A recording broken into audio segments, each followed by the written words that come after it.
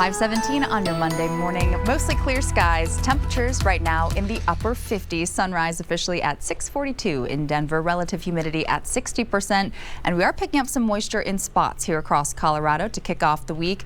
West of the divide, you can see some rain showers impacting Glenwood Springs, moving into Marble, and an isolated storm just south of Telluride. But here across the metro area and eastern plains, dry roads, and we'll see a lot of sunshine to kick off the day.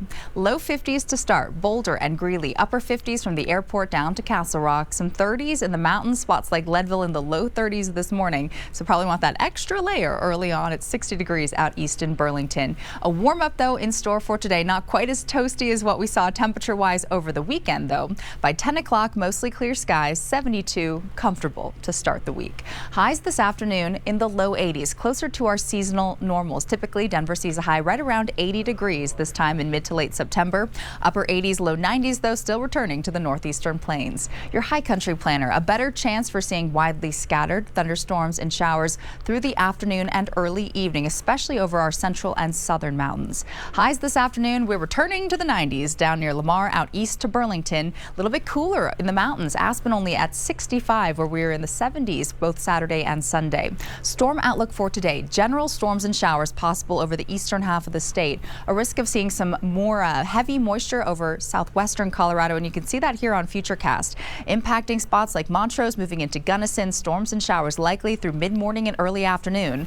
Building clouds here in town, so it'll keep us a little bit cooler. Low 80s for highs. Slight chance for light rain, gusty winds possible, and then down south near Lamar and La Junta could see a storm or two impacting the plains.